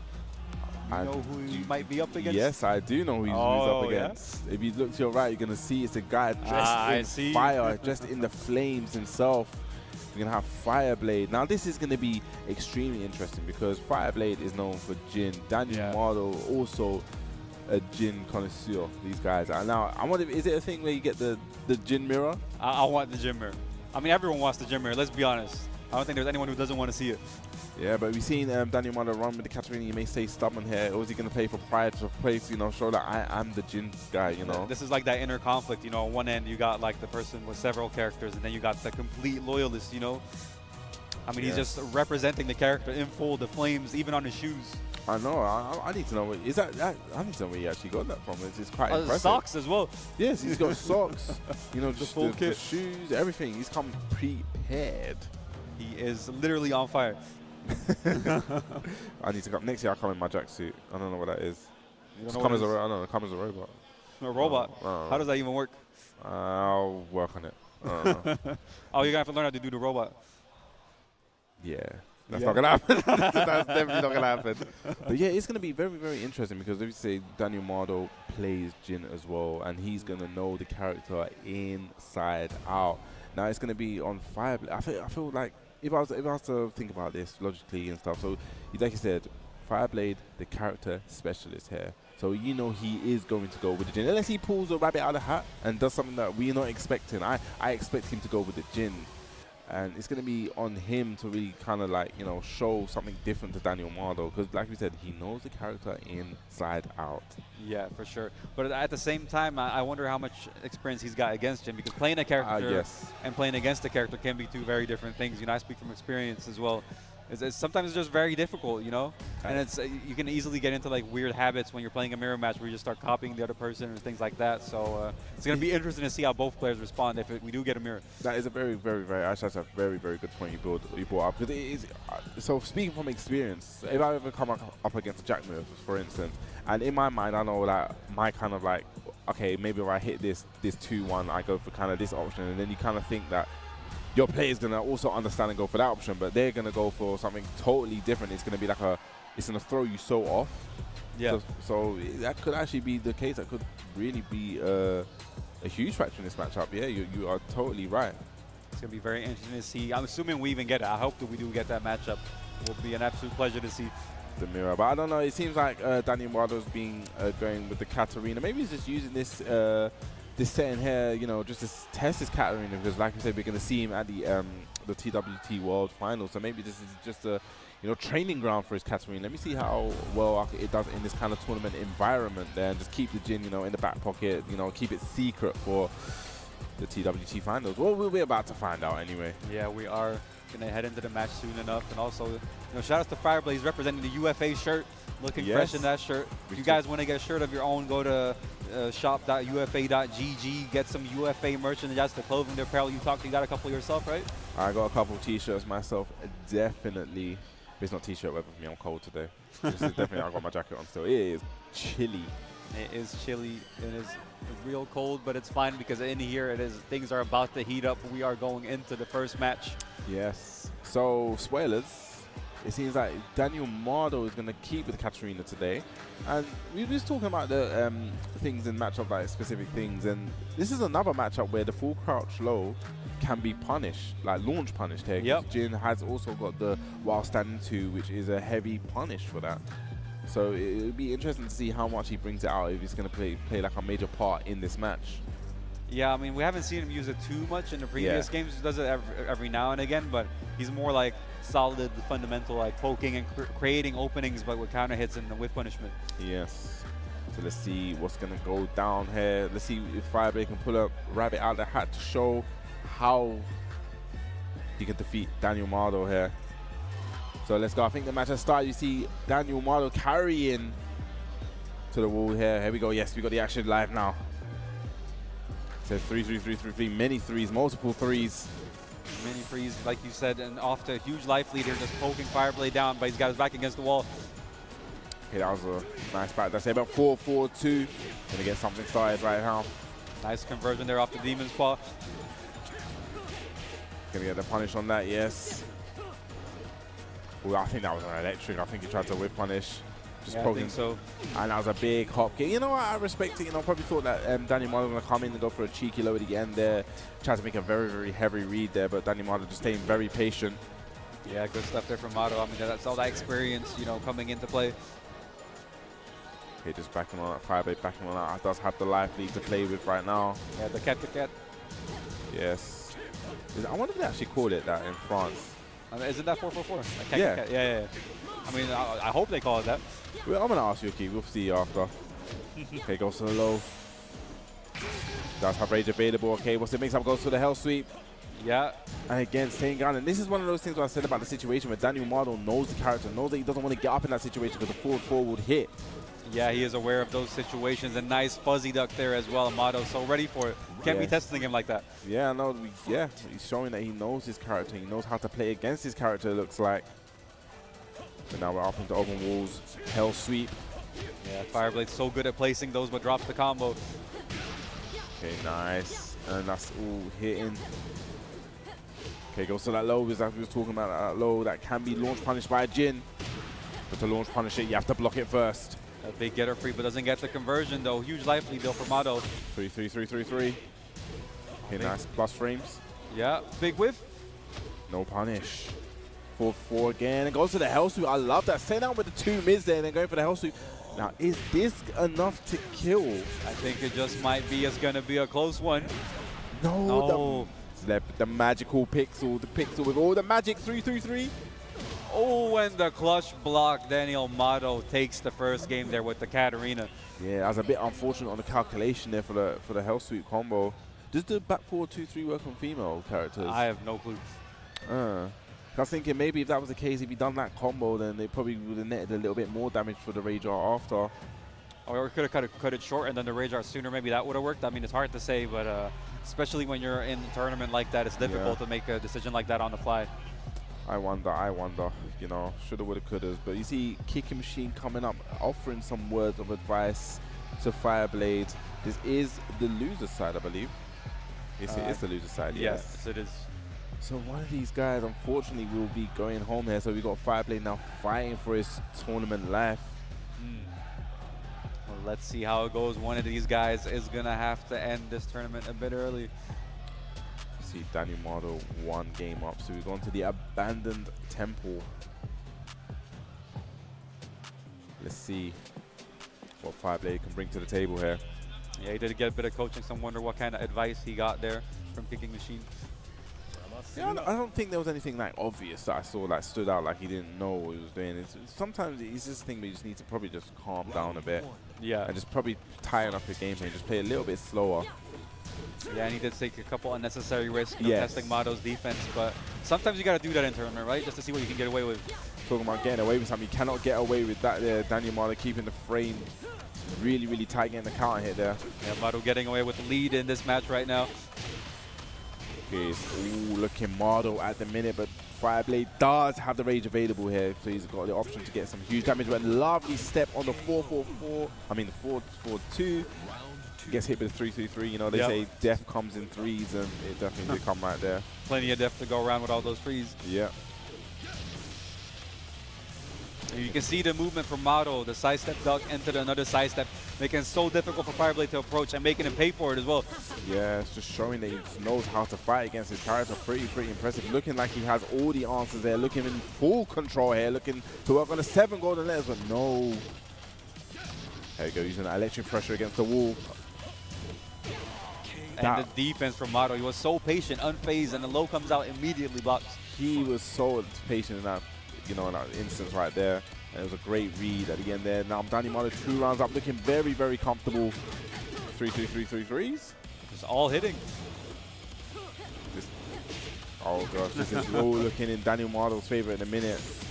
You can't do no wrong right now, Danielmado. Big message there with the perfect at the end.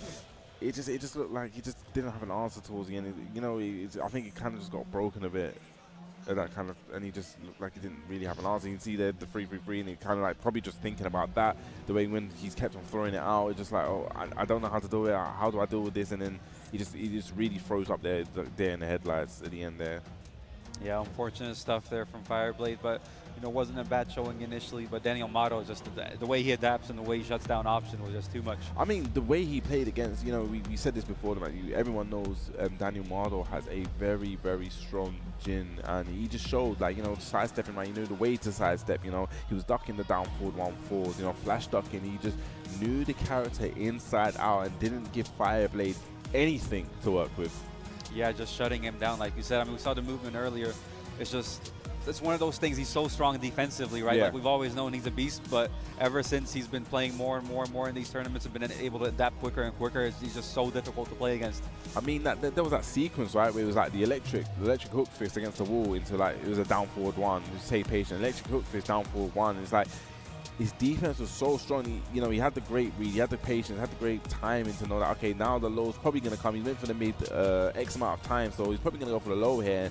And it just seemed like all his reads, his defense, it was just all on point. And that was a clinical showing there from Danielmado. Yeah, very, very clean play. It looks like we have the next two players stepping up on the stage. We have Tibetano against Hwoarang Ice Spam. Yes, definitely Tibetano, Hwoarang Ice Spam. You know, we've spoken a lot about Tibetano, Hwoarang Ice Spam here. One of the first times I've seen him come offline to play. He's going to probably be bringing that Nina to the stage again. Yeah, I don't think there's going to be any surprise picks here. Probably the Nina Ganryu coming up. Yeah. You know, both character specialists, I believe. Now, I'm going to put Tibetano under the Ganryu specialist, you know, because you don't really see the geese now. I wonder if that's still in the back pocket, maybe in the World Tour Finals later on in the year. Maybe you may bring it out as a surprise, as a good send-off gift, you know, because, you know, it has to be the send-off gift. Someone has to bring the geese out in the Akuma at the finals. This is a farewell tournament, unless they come back. Well, you know, fingers crossed. So it's going to be a very, very, very interesting match. This is, again, the loser's side. So, once again, one of these guys will be ending their tournament life here. The other one will be progressing to the top 8, which I believe takes place after this. Yeah, so we're going to be going all the way through today, so don't go anywhere, guys. There's going to be a bunch of Tekken action coming up, especially the top 8 is going to be over on the big stage, so it's going to be interesting to see. The big stage. I love it, man. And, like you said, talking about this venue, man, we got so many different, like, you know, sub-stages, and you got, like, the boss stage right there. Yeah, absolutely amazing. Like, this venue is looking great. There's so many people in here, but it's still, it's not cramped. There's so much space. It's not. It's so many people in here. This is just one of 3 halls, right? Yeah, you got the other 2 halls. It's full of games. I believe it's Smash in the other halls. They get 2 halls because their entrances are crazy. They are absolutely ridiculous. I think the whole event across all the games has like over 1.8K people, so it's absolutely massive. You know, shout outs to all the people involved in UFA, all the staff, all the production, putting in work. Definitely big shout outs to everyone, and we're gonna get into this. We're gonna have Tibetano going up against Hwoarang Ice Spam. And it looks like we are going to get the characters that we talked about. No surprises here. It's definitely, I definitely wasn't going to see any rabbits in the house. I definitely expected to see the Ganryu and the Nina. Yeah.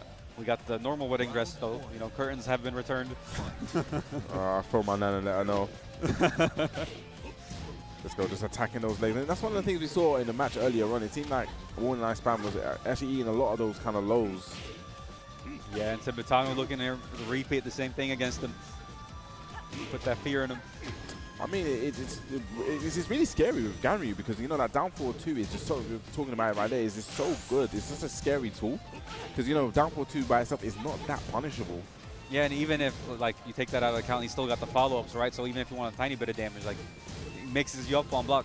Yeah, it's a very, very good tool. Just look at the pressure, and I love the defense there from Hwoarang Ice Spam, staying still there, but needs to be very careful. Backed against the wall, needs to be very, very careful. Tibetano just gets caught with a down 4.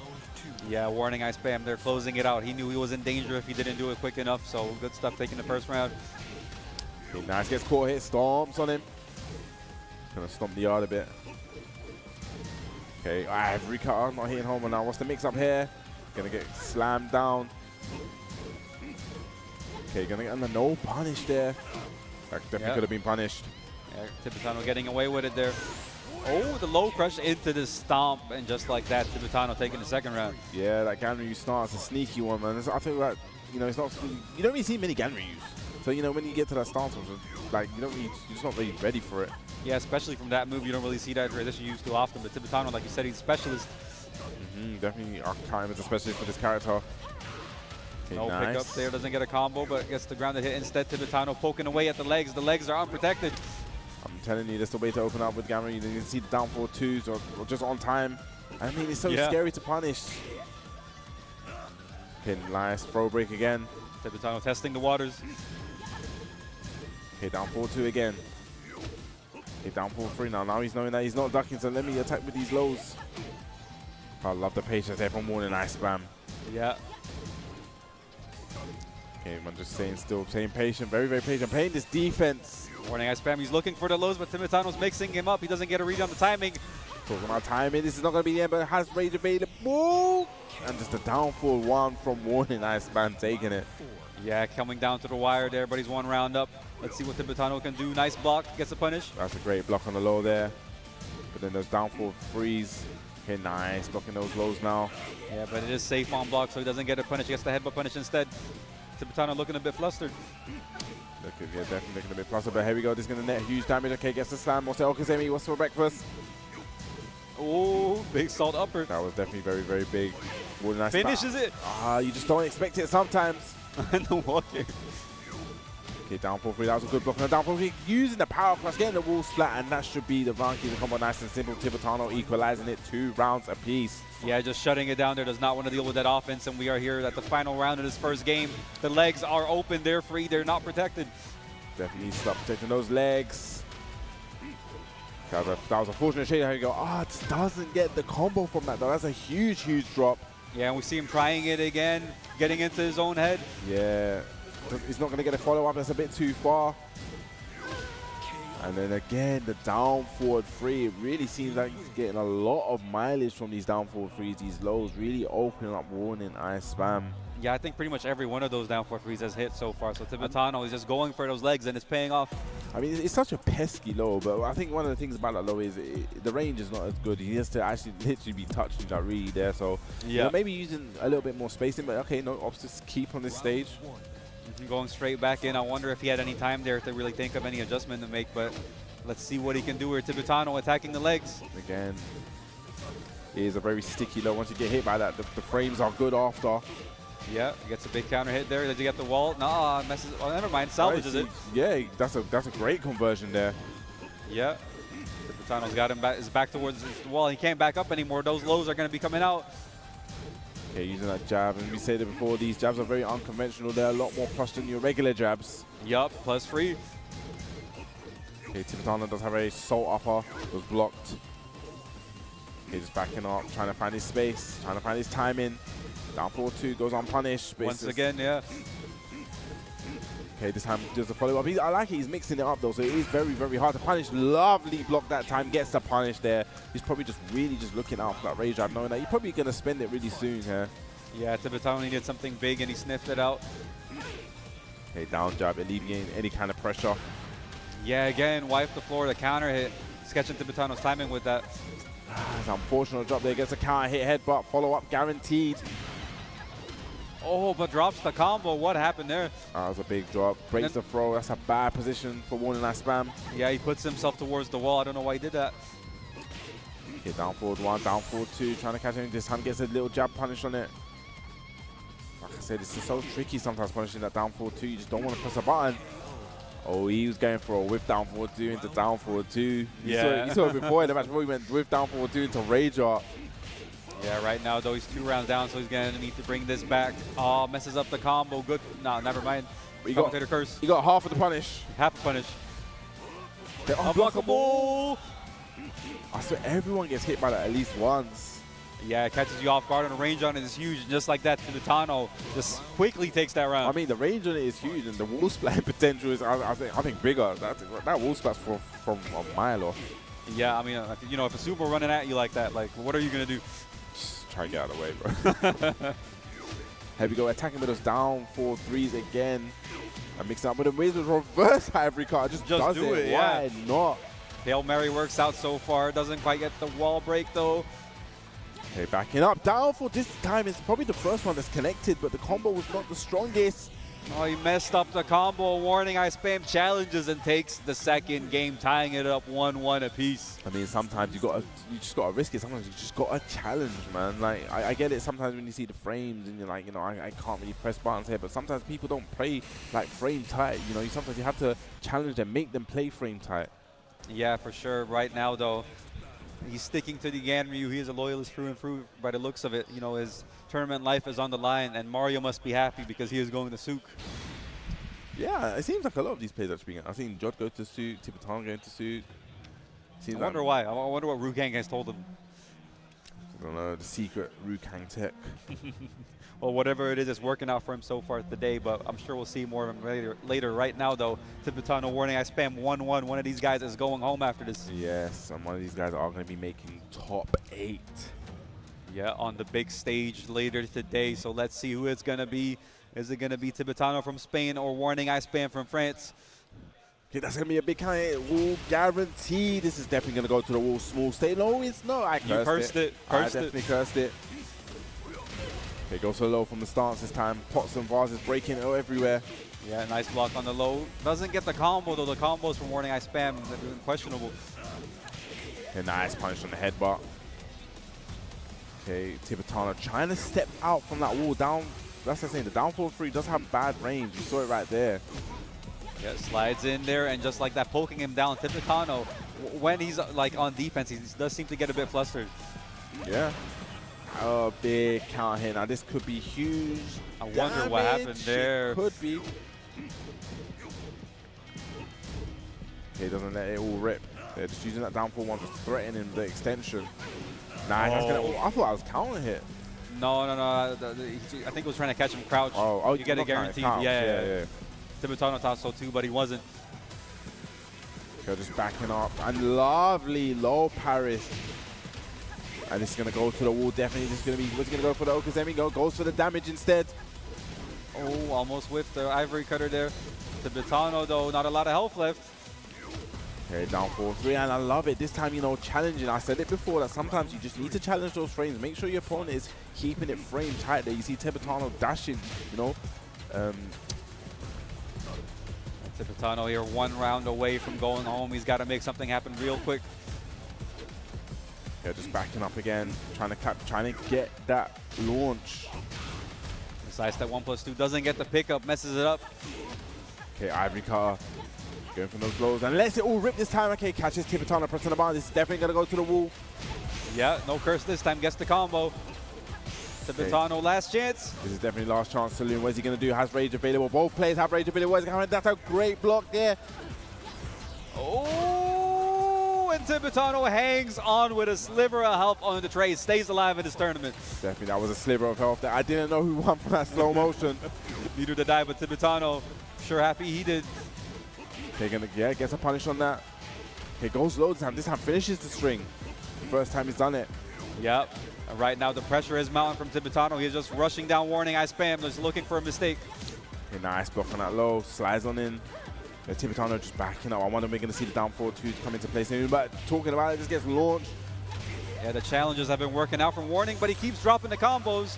One more hit could do it, though, and the down 4-3 is going to take it. Warning, I spam, taking out one of the favorites, Tibetano. Definitely, he was definitely one of the favorites. Like we were saying, you'll probably see him in the grand finals, probably see him in those winning finals, you know, that section there. But warning, I spam, taking him out. That's a huge win for him. Yeah, big win there. I mean, I haven't really seen him around. I don't know if it's one of his first showings, but taking out Tibetano on the loser side is definitely a result to be happy over. I believe so. This is first time me personally, I've seen him offline. So this is the first time. Yeah, that's definitely a huge video, a huge statement, you know, walking into the top 8, beating, you know, a TWT World Tour finalist qualifier. Yeah, so very strong. I'm sure we'll see more of him going forward as well. But right now we have Super Akuma and Kicking Machine sitting down on the stage. Ooh, this is going to be a very interesting match, you know. Super Akuma, no introduction needed whatsoever, you know. We really put Akuma on the map here and really took Europe on his back, you know, being all these finals. We're going to see him again at the finals this year, you know. Probably giving that Akuma that send-off. But the Kicking Machine, you know, someone you've seen him quite a bit in Europe. I think he was definitely this year in the mix-up. I don't remember what position he finished, but definitely a strong Hwoarang player. You know, he's definitely got the execution. We've seen the just frame skybox. You've seen the combos. He knows how to net the damage.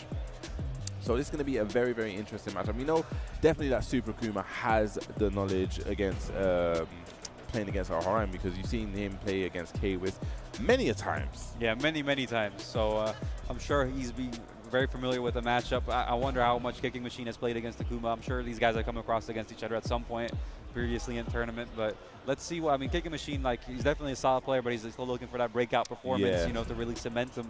So let's see if today's his day. I feel like, yeah, with Super Akuma being like, you know, the premier Akuma player, and especially coming from Europe, I feel like everyone in Europe kind of has an eye on how to play against Akuma. I know. Let's say theoretically, because obviously theoretically playing against Akuma, knowing what you can do, and actually practically putting it to the test against a world-class Akuma is two totally different things. Yeah, for sure. Especially like doing it on stage in tournament, you know, under pressure. It's not an easy thing to do. But looks like we are gonna get into it soon enough. But before that, guys, don't forget, if you guys want some UFA merch, go to shop.ufa.gg, get yourself some merchandise. You know, get some shirts, look nice. Shirts, hoodies. I'm sure they got the backpacks as well. I've seen a lot of people with the backpacks actually around here. You know, I think it's actually, it looks like a great size there. You can carry around your arcade stick, and that's one of the things that I had a lot of trouble with. You know, finding something that is actually of size to bring around the arcade stick. Actually, I have my arcade stick here this tournament, which is the first time I think since 2000 and probably the beginning of Tekken 7. I'm telling you. But yeah, if you guys need bags or shirts or any other merch, just check out the UFA shop. Yeah. But right now, we're getting into it. It's going to be Akuma against Hwoarang. No surprises here. Kicking Machine against Super Akuma. Yes, both these guys, character loyalists, you know, character specialists. Yeah, through and through. I mean, the thing about, you see a lot of Akuma players, you know, swapping to Akuma at some point, but I think Super Akuma is the one Akuma we just would always be playing this character no matter what. It's in his name, and Kicking Machine, I guess it's kind of in his name too, right? Yeah. Here we go, nice side step, here we go. Using that down forward 1-1 as pressure. Oh, nice anti-air there, doesn't quite get a conversion. I don't know if he can. That is an interesting option. I don't think I've ever seen the back three being used like that as an anti-air. Yeah, neither have I, but I mean, it hits pretty high, so it makes sense, right?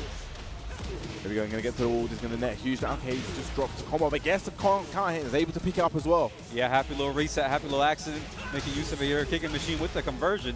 Goes to the Akuma, he's going to go for the back turn throw there, but gets the down forward twin piston, down forward 2-1. Going to get to the wall now. Is he going to go for the Forbidden Tech? No, he just spends the rage. I respect it, netting that damage. Yeah, I mean, after that Hail Mary twin piston, you know, he was definitely feeling it. Okay, uses the plus frame, trying to catch him stepping, doesn't duck the second hit right there. Yeah, it's not a move you see too often, but the Rage Drive, one poke can do it. Oh, and over the sweep. Kicking Machine, looking good right there. I think Super Akuma tried to read that he's going to look for the DP. Yeah, that was a big call. That was a big call out from both, actually. Yep. Okay. Nice sidewalk there from Kicking Machine. And then straight after that, you're going to see Super Akuma using the homing move, now going for the demon flip throw.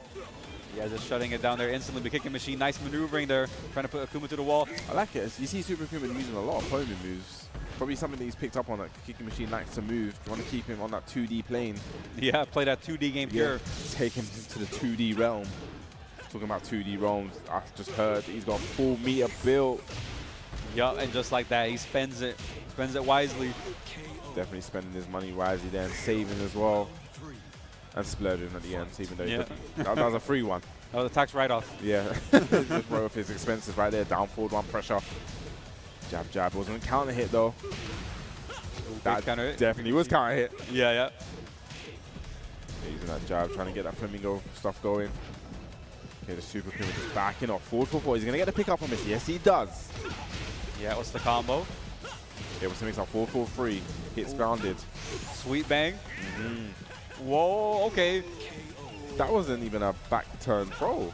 It looked like it was going to be a back turn throw, but it turned into a regular. Yeah, I don't know what happened there. That was a crazy situation, but he's clearly aware of what happened. There we go. Down, forward 2. Finding the spot. Big damage here at the beginning of the round. 4-4-3. Pressure. Running 3. Even more pressure. Yeah, Akuma's sound all that meter, but he hasn't found an opportunity to spend it yet. I'm sure he will. You rarely see Akuma's dive with that meter. You rarely see Super Akuma's dive with the meter too. Yup. But right now, Kicking Machine just making it awkward for him to approach. Yeah, we've seen Super Akuma fishing with that down forward too, but here we go, running in, dive kicks in.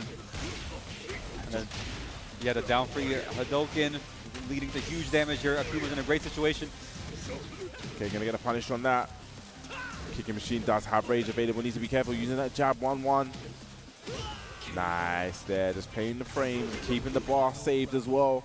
Yeah, he's got a huge amount here, almost 2 full bars.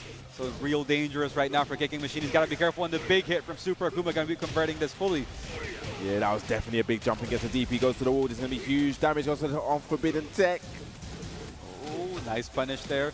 What's the option? Offense. Oh, big block. He could have punished, though. He didn't, but gets the down free anyway. Doesn't kill. But has a magical pixel left. A pixel and a dream and some rage. What are you going to do? Kicking Machine. Just a bit unfortunate. I respect it. You know, he had that big comeback into that back 3 hit. Going towards the wall, that could have netted huge damage. Yeah, it could have been a big comeback there from Kicking Machine, but unfortunately a little bit too late. And we got Akuma getting coaching all of a sudden. This doesn't look like coaching. This looks like a conversation. Oh, okay. It was like, hey, could you like just not do that, please? Yeah, that was definitely not coaching. That was definitely a conversation. Definitely Super Akuma. No, that wasn't like a coaching. That was a distraction.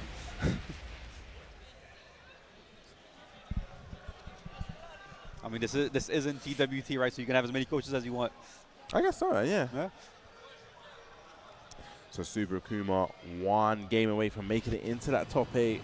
You know, waiting to I'm sure he wants to close out the UFA Tekken 7 with a bang. You know, like we said, Tekken 7 is, I say, unfortunately coming to it. You know, it's unfortunate the game has done a lot for people, but it's fortunate because we are getting a new Tekken. Yeah, I mean, it's the end of an era. It's been almost a decade since it came out, and we're going to get the new one. But big punish there from Kicking Machine off to a strong start here. There we go. Where is that wall? There it is, but isn't able to capitalize off of it. Oh, and all right, the anti-air. Why not? I mean, this is Street Fighter, right? Yep. Nice. A little bit unfortunate there. Unbroken throw. Yeah, a bit late. Nice anti-air though from Kicking Machine this time. Going to close out this first round with the awareness. Yeah, definitely very, very aware. That was a huge jab. Huge jab right there. Ooh, big counter hit. Now, where is that wall? We are going to that wall. He's going to go for the Okazemi. He's going to go for the damage. Okay, goes for the damage. Oh, but keeps Kicking Machine there. Oh, nice conversion. And that's going to be the round. That's definitely, if he keeps the combo, that's a simp, yeah. Yeah, the resplat is going to seal the deal on the perfect answer back 1 round apiece. Definitely sealed, signed, sealed, and delivered right there. Okay, starts off with a downfall. Nice jab flow there. Very, very ready and very, very aware. We're going to get to the wall just shy of it. Yeah, and there it is. Last time we saw him block it, he didn't duck for a second, but Akuma gets a guaranteed punish. If he blocks the down 3, he just does down 2. And huge focus attack. Look at the damage. Huge focus attack, huge damage. It goes to the Okazemi, goes to the Fireblade, just jumps on over, and that's in the back. And that conversion. That was a great conversion. I've never seen that. I'm guessing that's all guaranteed. Yeah, Super Akuma always aware of his options, you know, always squeezing out the extra bit of damage. You know, trying to get all the toothpaste out of the tube right there. Yep. But the big toothpaste, the blue sparks coming out, the JFSR, the Colgate. Yeah, I want that blue stuff. The blue stuff. That is definitely going to be the round there if he keeps it combo nice and simple. No, we've got the magical pixel, and that's very scary because we've seen what Super Akuma can do with the magical pixel. He does make magic happen. But not this time, though. Kicking Machine answering back with a perfect on his own. Just putting on the pressure right here in this final round. Okay, looking for that counter hit. Okay, catches him trying to step. Ooh, down forward 2, doesn't look scarlet, but that does launch crouch, definitely. Just frame skyrocket. One big conversion here as well from Kicking Machine. He's so close to closing it out. Down jab, he doesn't want to deal with the Akuma. And the airwalk to close it out. Definitely, he smelled blood in the water there. The pressure was relentless. He did not let up there. Knew that Super Akuma had his back against the wall. He would have had a hard time there getting out. I didn't even see, did he have the meter? I didn't even see. I think that was also like, he didn't get a chance to spend it. Wasn't it like 2 back-to-back perfect as well? Yeah, but even, it seemed like he wasn't afraid of an EXDPs. I'm gonna assume that there was no meter. I didn't actually see it in that situation. I mean, Akuma is also the kind of player who likes to use the fear of an EXDP sometimes, right? He doesn't always just pull it out. So I think he might have held back. But this time, we have coaching on the right side and left side. We got a distraction. I'm gonna ask. I'll ask Kayvis after. Was this coaching or is it just a conversation? But no, it seems like he's talking about something to do with the match, maybe. Maybe K-West can be trusted after all. We'll have to see. There we go. Final game here. Like we said before, this is to make it into the top 8. So we're going to have the winner going through with the loser, unfortunately, dropping out of the tournament in, I believe, 9th place. If I can do my maths. That should be, yeah, tied at 9th place with a couple others, but let's see who goes on through here. I mean, it's very unfortunate, but it goes to tell you about the level of play, and I think the match has started already. The 3rd match here. We're on the Hwoarang Estate. Yeah, that's definitely a stage that super good picks, and you see him with the down 3, clean hit. Okay, goes to that red 5, but it's out on kicking machine to make it out. So there we go. Just back dashing out, right? We got the game now. Yeah, we're into the action.